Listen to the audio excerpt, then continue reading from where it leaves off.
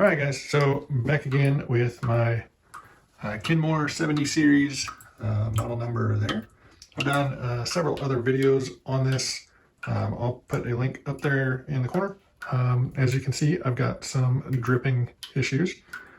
So this actually happened probably about a month or so ago, and I went ahead and ordered a new water valve for it.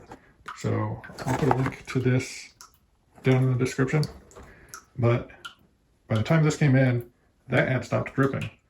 So I've had this sitting here waiting, and here you can see it's doing it again. So I've got the wash machine pulled out away from the wall a little bit, and we'll need to unhook the water lines from here.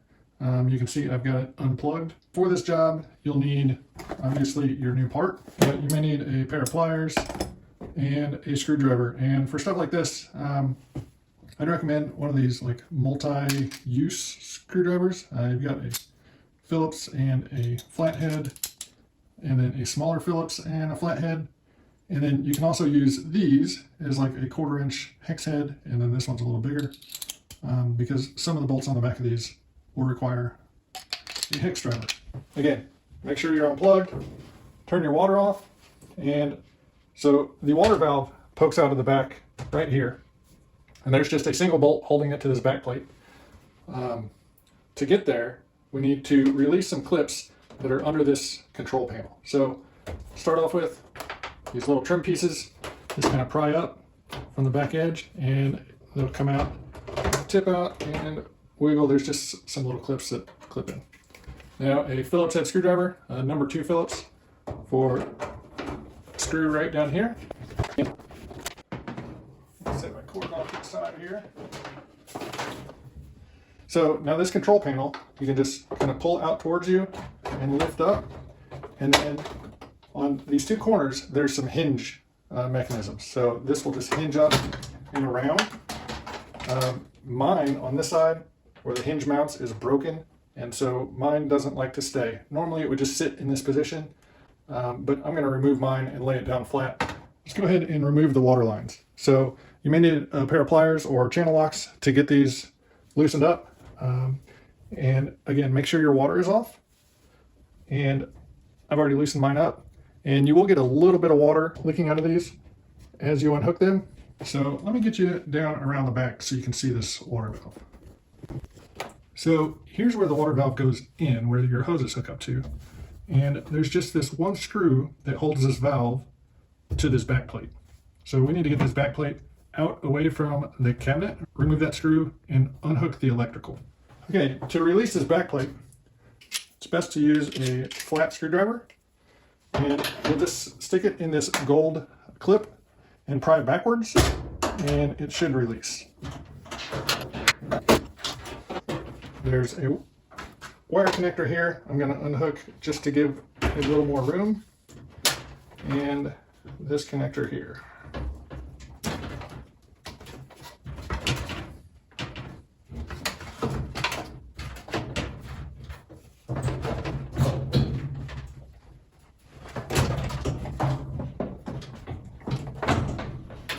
So I guess the true way to do this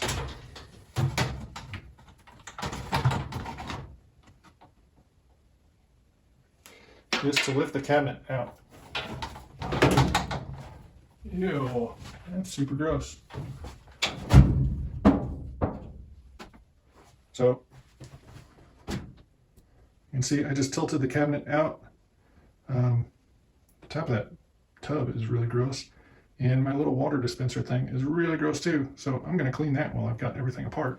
So you can see our water valve here. And before we unhook any electrical, let's get our new one out just to compare it. So here's our new valve.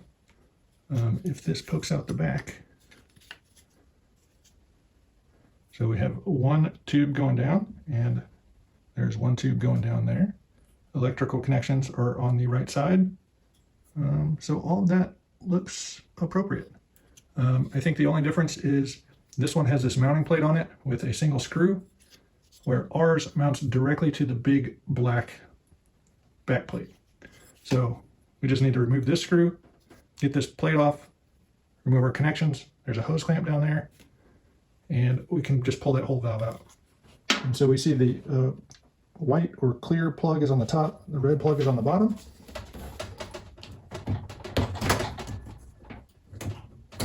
So you see this loop of hose, there's probably actually some water sitting in there. So when I unhook this, water will probably leak out of here. So I think what I'm going to do, maybe remove this clamp up here so I can bring the hose and everything out without spilling any water that's in there.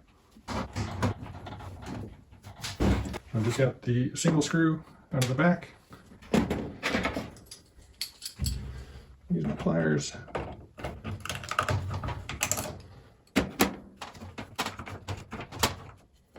Get that hose clamp.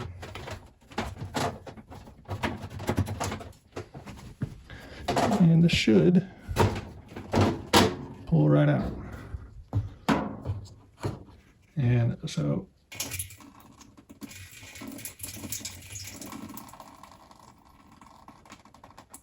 again, we'll do a visual check of the new on the right versus the old on the left.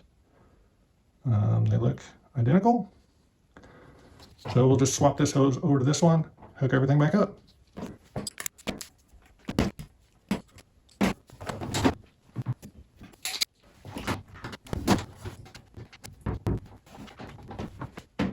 The screws in the back.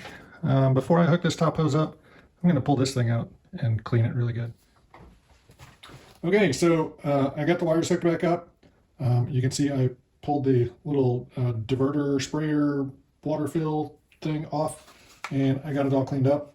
And then this piece comes apart, but you'll have to pry. There's like these little pointed studs. You'll have to get in here with the flat blade screwdriver and pop all of those off. It's just kind of a friction fit on there, and then you can clean this up. Okay, now I'm ready to tip my cabinet back up.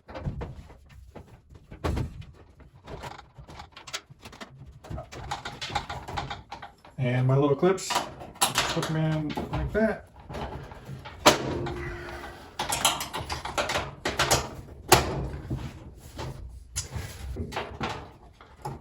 I'm going to hook these wires back up in here. Got this one hose that goes under that clip. So before I reinstall all the screws and trim, I'm going to get the water lines hooked back up and test it out and just make sure everything's working. I'm going to turn the water on slow, make sure I don't have any leaks. And now I'll go ahead and plug it in. I'm going to set my temperature to hot.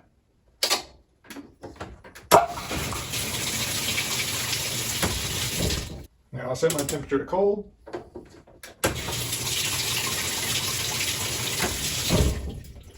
That verifies that both valves are working properly.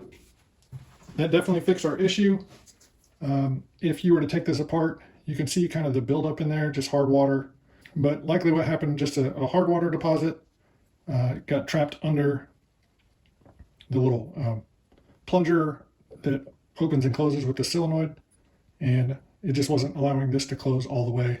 So there was always just a little tiny trickle of water running through this. So that's it. I'm going to go ahead and get this button back up, get my screws in, get my trim back on, get it pushed back into place, and we'll be ready for laundry again. All right, guys. So that was a pretty straightforward repair. If you've got a Kenmore, specifically a 70 series, or probably just about any other wash machine, they all use kind of the same type of water valves. So if you've got one that just will not stop dripping or isn't filling properly, the steps to replace it on your wash machine are going to be very similar to this one. This part I think was under 15 bucks, like between $12 and $15. Again, I'll link this specific valve down in the description. If you order through there, it helps me a little bit. But if you have any questions or comments, definitely leave them down below. I'll try to help if I can. Otherwise, give me a thumbs up, hit that subscribe button, and until next time, we'll see you later.